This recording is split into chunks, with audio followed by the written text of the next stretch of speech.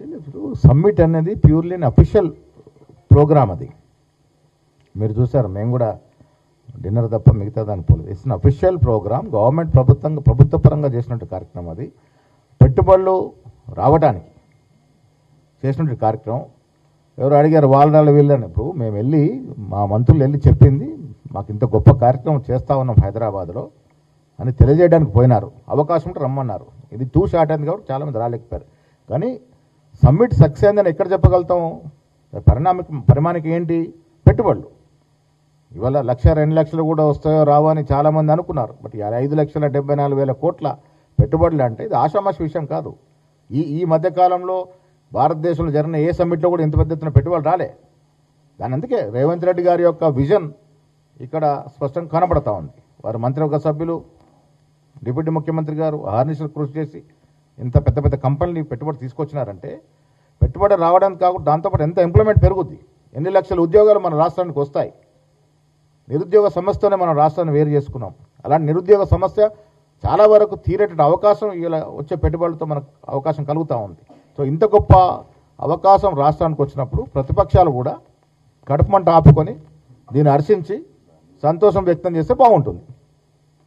Thank you. అన్నీ అయిపోతుంది.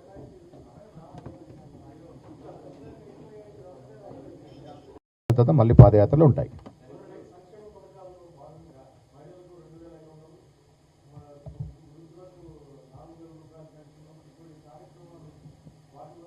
$4,230 అంటే 36కి 30 చోట్ల ఒక 6 వివిధ కారణాల వల్ల ఆగినాయి. 4,230 గ్రామ పంచాయతీలకు గాను ఎన్నికలు జరిగితే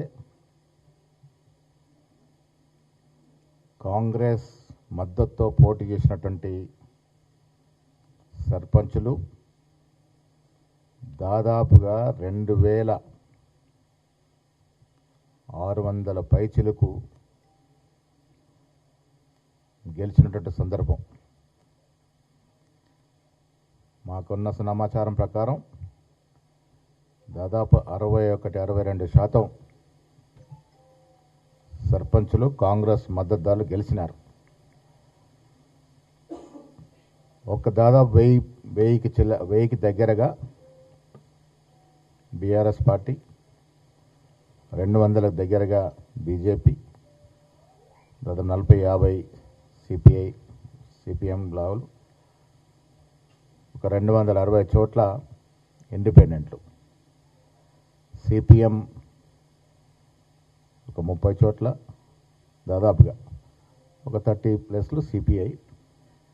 ఈ లెక్కన దాదాపు 62% పైగా కాంగ్రెస్ మద్దతుదారులు, కాంగ్రెస్ బలపరిచిన వ్యక్తులు సర్పంచ్కి గెలిచినారు. మొదటి విడత గెలిచిన సర్పంచ్లందరికీ అభినందనలు. రాష్ట్ర ముఖ్యమంత్రి రేవంత్ రెడ్డి గారి నాయకత్వంలో గత 2 సంవత్సరాలుగా జరుగుతున్న అభివృద్ధి, సామాన్యుడికి అందుతున్నటువంటి సంక్షేమం పట్ల ప్రజలు సంతోషంగా ఉన్నారని చెప్పడానికి ఎన్నిక ఒక ఉదాహరణ. ఇది కాంగ్రెస్ కార్యకర్తల విజయం. రేవంత్ రెడ్డి గారి ముఖ్యమంత్రి గారి నాయకత్వంలో మా మంత్రులు, శాసనమండలి సభ్యులు, శాసనసభ్యులు, పార్లమెంట్ సభ్యులు, కార్పొరేషన్ చైర్మన్స్, సీనియర్ కాంగ్రెస్ నాయకులందరూ కృషి వల్ల ఇవాళ ఇంత పెద్ద ఎత్తున ప్రజలు కాంగ్రెస్ మద్దతుదారులకు పట్టం కట్టినారు. మిత్రులారా, మీకు తెలుసు 2 సంవత్సరాలకి ముందు, ఎన్నికలకి రాకముందు కాంగ్రెస్ పార్టీ ఇచ్చిన మాటని నిలబెట్టుకునే ప్రయత్నంలో మేము ఇచ్చినటువంటి ఉద్యోగాలు 80,000కి పైగా ప్రభుత్వ ఉద్యోగాలు ఇవ్వడం, వాళ్ళు 10 ఏళ్ళు బీఆర్ఎస్ అధికారుల నుండి 50,000 మించుకుంటే మేము కేవలం 15 మాసాల్లో 80,000కు పైగా ఉద్యోగాలు ఇచ్చిన తీరు, ఆ తీరును హర్షించిన ప్రజలు ఇవాళ మాకు పట్టం కట్టారని చెప్పక తప్పదు. ఉచిత బస్సు మొదలుకొని ఇవాళ పేద ప్రజలకి అందుతున్నటువంటి ఫైన్ క్వాలిటీ సన్నబియ్యం, ఇందిరం ఇల్లు, పేదవాడి జీవితంతో ముడివేసుకున్నటువంటి రేషన్ కార్డులు, రైతు భరోసా, రైతు రుణమాఫీ,